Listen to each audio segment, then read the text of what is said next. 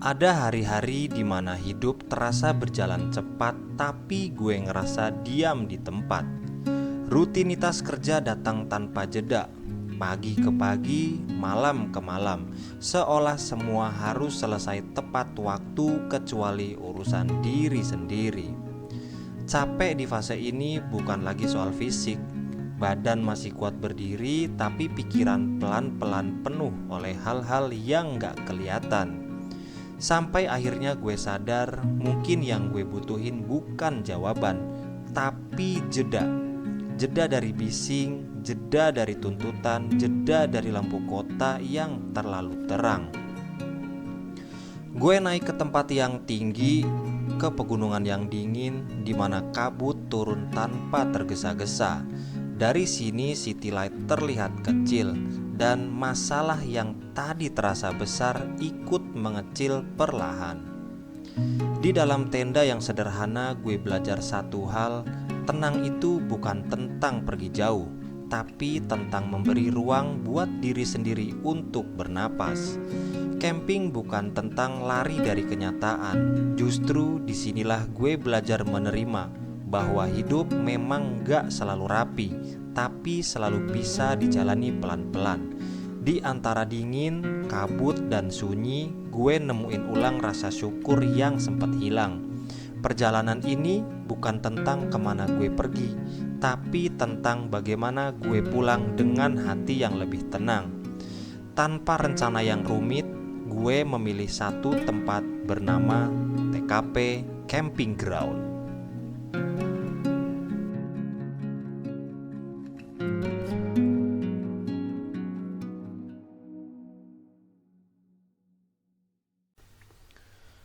Perjalanan ini masih di habitat aslinya, jalanan kota. Lampu merah panjang, klakson saling sahut-sahutan, dan motor-motor yang merasa paling buru-buru. Di sini hidup berjalan cepat, yang pelan diklaksonin, yang berhenti dikatain dalam hati. Gue melaju sambil mikir, ini orang-orang mau kemana sih, rame banget. Padahal tujuannya sama, nyampe, capek, pulang, tidur. Aspal masih panas, matahari masih galak, tapi hati gue udah ngelantur ke tempat yang dingin. Perjalanan belum jauh, tapi niat buat camping udah jauh lebih duluan dari badan dan motor. Baru aja kelar nanjak jalan raya puncak, tiba-tiba indikator overheat nyala. Bukan cuma hati yang panas, motor gue juga ikut-ikutan emosi. Gue langsung minggir, buka jok, dan ternyata air radiator udah habis nguap entah kemana. Di momen kayak gini gue sadar, motor boleh dipaksa kuat, tapi kalau terus dipush tanpa jeda, ujung-ujungnya tumbang juga. Akhirnya gue isi air radiator dulu, kasih motor waktu buat adem sambil gue juga ikutan nenangin diri. Karena perjalanan ini masih panjang dan gue pengen sampai tujuan dengan selamat, bukan dengan cerita motor mogok di tanjakan. Di tengah perjuangan nanjak, gue sempat nyasar juga. Jalan bercabang, tanjakan semua, dan GPS udah mulai sok tahu. Pertigaan belok kiri terus, ntar ada portal kan yang itu, baru langsung kanan dia. Oh gitu. Langsung tanjakan yang itu. Oh gitu. Ada pelangnya kan ya? Ya. Makasih ya Pak ya. Untungnya di tanjakan ini ada Pak Ogah, penjaga jalur tidak resmi tapi informasinya resmi banget. Tanpa banyak tanya langsung ditunjukin arah ke lokasi camp. Di momen ini gue sadar, di perjalanan bukan cuma jalan yang bantu kita sampai, tapi juga orang-orang baik yang kita temuin di tengah jalan. Nah, dan akhirnya kita ketemu sama tanjakan yang bener-bener gak ngasih ampun. Gas dibuka, motor malah diem. Bukan ngadat, tapi nyerah. Satu-satunya cara biar motor mau gerak, penumpang belakang harus turun. Itu pun masih belum cukup. Motor dikayuh pakai kaki, napas ditahan, dan ego ditinggalin di bawah. Pelan-pelan kita naik, bukan karena kuat, tapi karena nggak mau nyerah. Di tanjakan ini gue belajar, kadang buat maju kita memang harus turun dulu.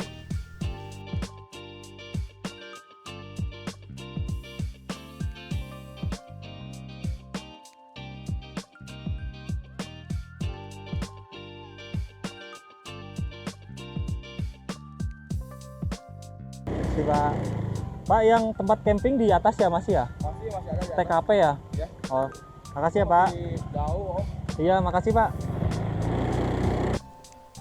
Abis dikayuh pakai kaki, motor akhirnya mau jalan, tapi cuma sekitar 200 meter. Habis itu gagal nanjak lagi. Gas udah mentok, motor cuma bengong. Di titik ini gue sadar ini bukan soal teknik, bukan soal skill, tapi soal kapasitas.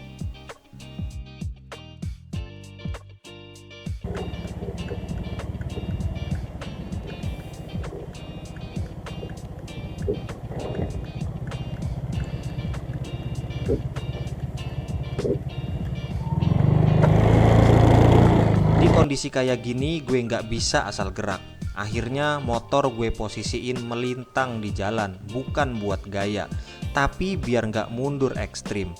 Karena di belakang bukan cuma turunan, tapi jurang. Di momen ini gue bener-bener pelan, mikir tiap langkah dan nurunin ego sejauh mungkin. Camping yang awalnya gue kira soal cari tenang, ternyata juga ngingetin gue buat selalu waspada di perjalanan.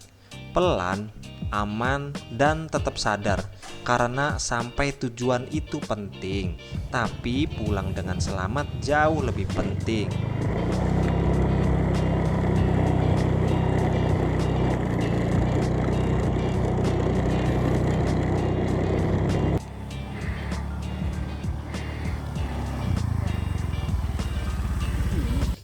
Sebenarnya ini udah mau sampai, tapi tiba-tiba hujan, makanya kita neduh dulu nih di tenda apa namanya?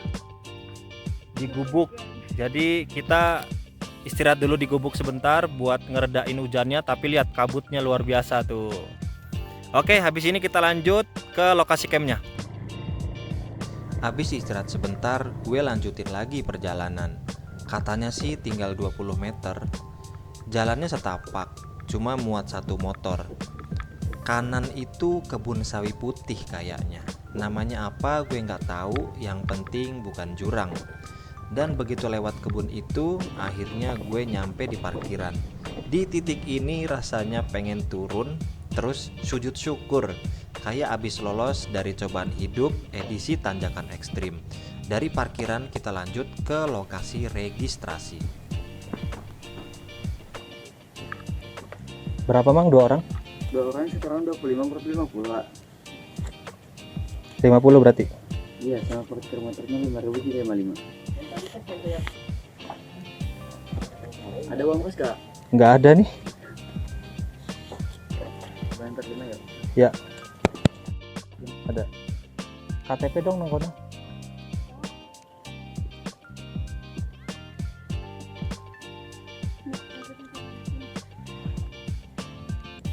Di paling atas.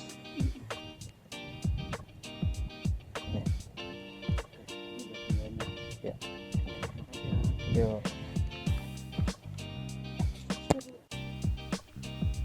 Setelah registrasi beres, tanpa banyak mikir, gue langsung cari spot buat bangun tenda. Soalnya cuaca udah mulai ngasih kode. Kadang panas, kadang berkabut, dan ini biasanya tanda alam bilang, buruan, sebelum hujan. Jadi tanpa drama panjang, gue gelar barang, buka tas, dan mulai bangun tenda. Di momen ini fokus gue cuman satu, tenda harus berdiri dulu, urusan gaya belakangan.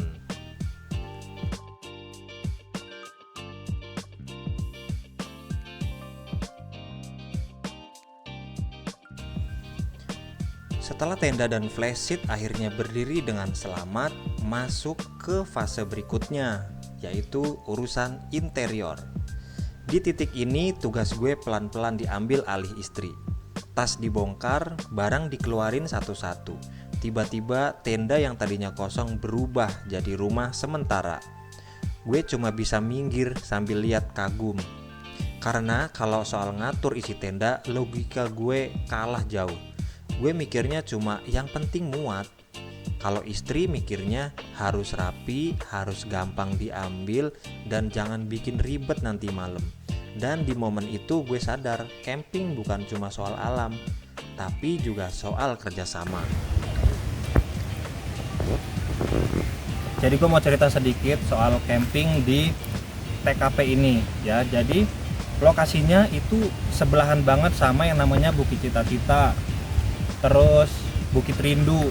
Nah di atasnya nih ini namanya TKP Camping Ground. Tempatnya enak banget. Tuh kalian bisa lihat di sebelah sana nanti malam bakal ada city light.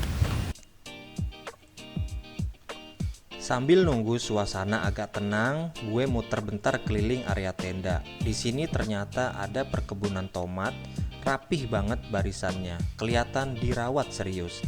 Terus ada juga sawi putih, subur, hijau, dan segar. Tapi ingat ya bro, ini bukan prasmanan. Gak boleh pegang, gak boleh petik, cukup dinikmati pakai mata. Karena keindahan itu kadang paling enak kalau cuma dilihat. Setelah perjalanan yang lumayan nguras tenaga buat puter-puter keliling lokasi area camping, kita putuskan buat istirahat dulu sebentar. Duduk, tarik nafas, nikmatin suasana. Tiba-tiba muncul. Berapa mang ini mang? Ini seporsi 20.000. Seporsi, kalau 10.000 bisa. Mas 10.000 aja. 10.000 aja. Ya. Tiap hari mang dagang di sini? Ya. Tiap hari muter-muter. Enggak. Enggak. Minggu doang. Sabtu Minggu doang. Ke Bukit Rindu juga nggak mah? Bukit Cita-Cita. Tahu nah ke sana. Sana juga. Iya. Nih ya, jadi buat kalian yang kalau ngecamp di TKP Camp ketemu sama Mamang siapa namanya nih? Mang Gemblong.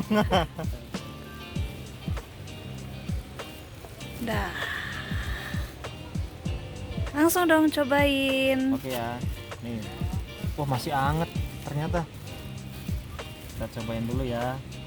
Oh, enak banget nih. Ini keras tuh, masih gurih. Tuh, enak banget. Seporsinya 20.000, Coba. tapi kita cuman beli 10.000 doang. Tuh.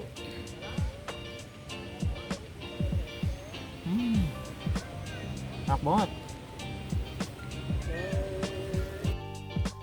Buat fasilitas di sini semuanya ada di atas, sejajar sama deretan tempat registrasi.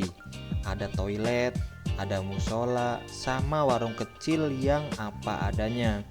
Toiletnya deket, jadi nggak perlu turun jauh atau ribet kalau malam-malam.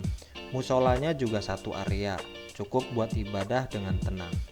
Warungnya simple, nggak mewah tapi ngebantu banget. Buat beli minum, kopi, atau cemilan darurat aman.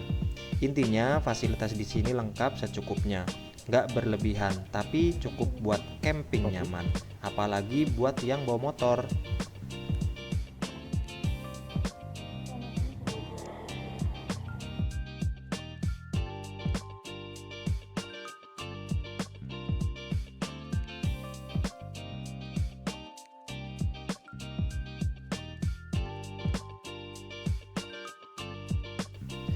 Nah, katanya nih bro, di lokasi camp ini tuh ada aliran sungai.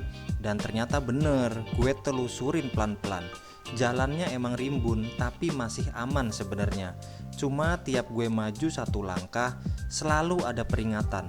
Hati-hati, jangan ke situ. Balik ayo bahaya. Gue kayak lagi main game tapi head up display-nya tuh penuh notifikasi istri. Dan akhirnya sungainya ketemu bro. Bukan karena jalannya yang bahaya, tapi karena suaminya terlalu penasaran. Camping ngajarin gue satu hal, alam bisa ditaklukin, tapi kekhawatiran istri gak ada mapnya.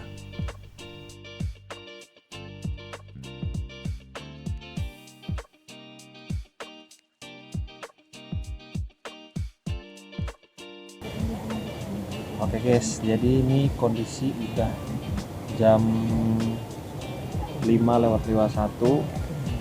Itu kondisinya udah dingin banget di sini. Kabutnya udah turun. Waktunya buat kita bikin makan malam dulu.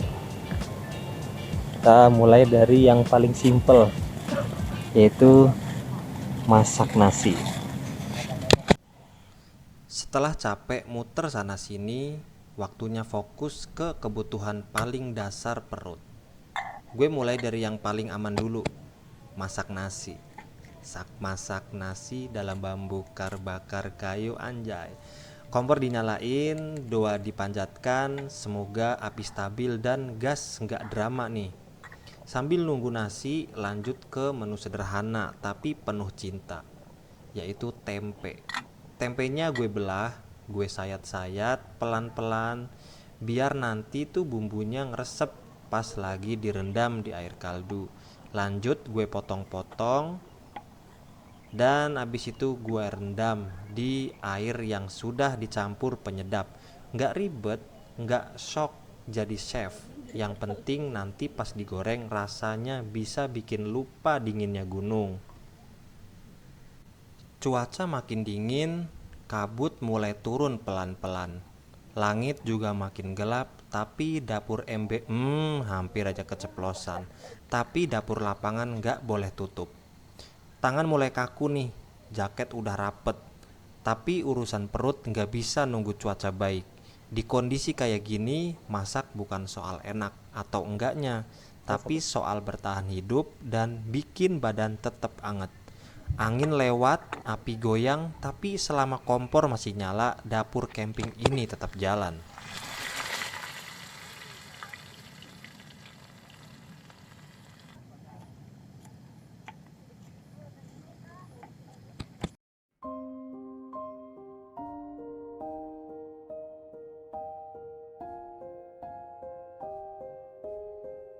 Menu malam ini sebenarnya sederhana. Sayur sawi putih, tempe goreng, dan sambal hijau yang gua bawa dari rumah. Tapi entah kenapa rasanya kayak makan di restoran bintang 5. Padahal dapurnya tenda. City light lagi bagus-bagusnya. Angin dingin nyerempet muka, dan gue lagi duduk bersyukur sambil ngunyah. Sambal hijaunya nyentil, tempenya renyah, sawi putihnya anget banget. Pas banget buat ngelawan dingin malam. Di momen kayak gini gue sadar bahagia itu gak ribet ya sebenarnya. Asal perut aman, pemandangan jalan, dan istri masih duduk tenang di sebelah. Makan malam sederhana dengan view yang gak bisa dibeli dimanapun. Habis makan, kita nggak langsung ngapa-ngapain, cuma duduk, kadang juga berdiri di luar tenda, berdua nikmatin city light dari kejauhan. Obrolannya apaan? Obrolannya random banget, dari rencana masa depan sampai hal-hal yang bahkan belum tentu kejadian gitu ya, tapi tetap dibahas dengan serius. Di tengah dingin dan lampu kota, gue sadar bahwa masa depan emang gak selalu jelas, tapi ngobrolinnya bareng orang yang tepat rasanya jadi lebih tenang bro. Gak ada kesimpulan malam itu, cuma tawa kecil dan harapan yang pelan-pelan tumbuh. Malam itu gue baru sadar, ternyata sejauh ini kita naik. Lampu-lampu kota di bawah sana kelihatan kecil banget, tapi jumlahnya gak ada habisnya. Terang, bahkan tanpa perlu suara apapun. Di atas sini sunyi, tapi di bawah sana kehidupan tetap berjalan. Dan di momen sesederhana ini, gue ngerasa cukup lihat, cukup diam, cukup bersyukur. Sekarang sudah jam 10 pas. Nah, seperti biasa ya, kalau misalnya musim hujan kayak gini, pasti kalau malam tuh pas kita mau tidur pasti hujan gitu. Walaupun dari sore ya cuman gerimis-gerimis biasa aja.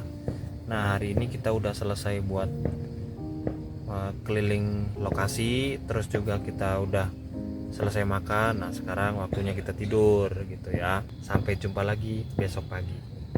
Bye bye.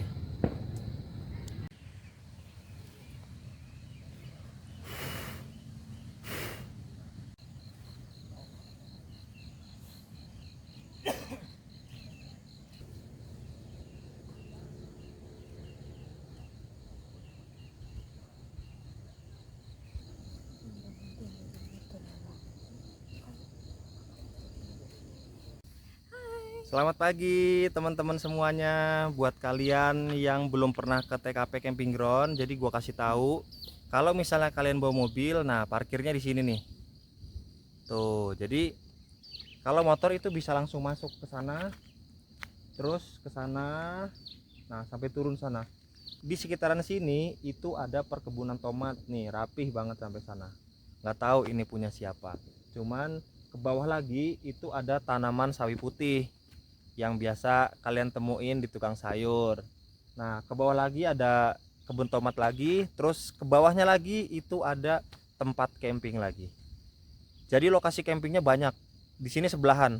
Yang pertama yang tempat kita ngecamp ini ada TKP Camp. Terus di bawahnya persis cuman beda pagar doang itu ada yang namanya Bukit Rindu. Nah, terus nyebrang sungai ke sana itu ada yang namanya Bukit Cita-Cita. Tempat pertama kali gua sama istri gua itu ngecamp di sono. Pagi ini kita udah keliling-keliling ya ke lokasi yang deket sama TKP Camping Ground ini. Ada apa aja di luaran kita udah cari tahu. Oh, itu pohon cabai ternyata. Tuh, itu perkebunan cabai. Yang katanya cabai lagi mahal. Di sini ada cabainya.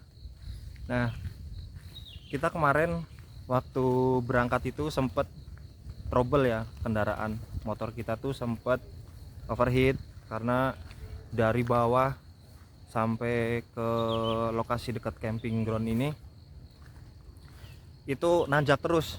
Jadi motor Vario gue yang udah tua dia kepanasan sampai indikatornya tuh nyala gitu kan. Nah, terus sampai atasnya sini juga motor gue nggak kuat. Akhirnya terpaksa istri gue turun ya kan. Nah, habis itu lanjut dah tanpa bawa boncengan, istri gue jalan kaki. Pokoknya buat kalian yang mau kesini ya, itu usahakan motornya prima banget karena tanjakannya ekstrim. Nah, sekarang kita mau bersih-bersih dulu, sikat gigi, cuci muka, mandi kalau bisa, kalau kuat. Habis itu kita lanjut sarapan.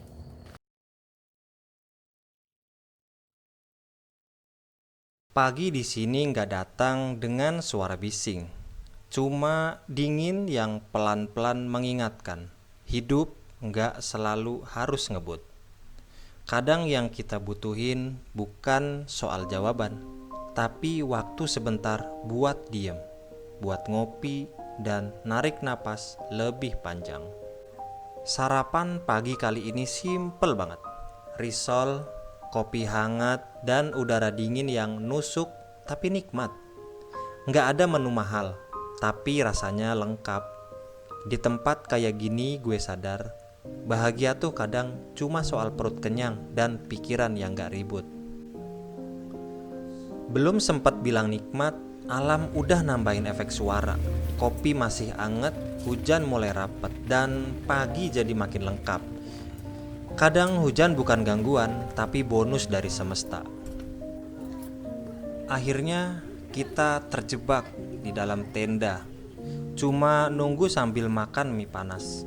Di momen kayak gini gue sadar hidup gak selalu harus lanjut terus. Kadang berhenti sebentar juga bagian dari perjalanan. Di luar dugaan bro, rencana nungguin sampai hujannya selesai, tapi malah dari tadi nggak selesai nih hujannya, malah makin deres. Angin juga lumayan kenceng. Jadi tanda-tandanya tuh tadi waktu kita lagi ngeliatin situasi di luar dari dalam tenda gitu kan, tiba-tiba tuh yang namanya kabut dateng, terus lama-lama kayak gerimis, tiba-tiba kayak gini, hujannya deras banget. Jadi kita mendingan beres-beres dulu, masukin ke dalam tas.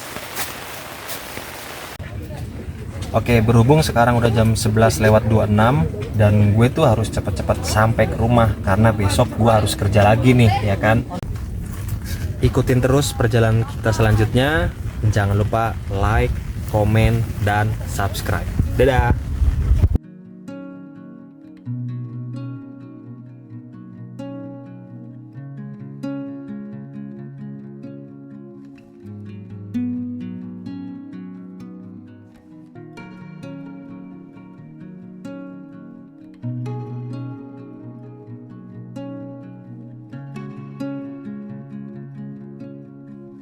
Perjalanan ini dimulai kemarin di jalan yang gak selalu ramah, dengan tanjakan, dingin, dan rasa ragu yang ikut dibawa. Pelan-pelan semuanya terlewati, bukan karena kuat, tapi karena terus jalan. Malam datang membawa dingin, city light menyala jauh di bawah, dan di tengah sunyi, obrolan kecil tentang masa depan mengalir tanpa tuntutan. Pagi ini dibuka tanpa alarm, dengan kabut yang turun perlahan, kopi hangat dan hujan yang mengajarkan sabar. Di sini gue belajar, hidup gak selalu harus dikejar. Kadang kita cuma perlu berhenti, duduk, dan dengerin diri sendiri. Channel ini masih kecil, jalannya masih pelan, dan isinya masih sederhana. Tapi setiap klik, setiap komentar, dan setiap waktu yang kalian luangkan buat nonton itu berarti besar buat gue. Perjalanan ini mungkin singkat, tapi rasanya tinggal lama. Dan saat waktunya pulang, gue bawa satu hal, hati yang lebih tenang dari saat berangkat. Terima kasih sudah jadi bagian dari perjalanan kecil ini. Salam hangat dari kami, Gunadi Explore.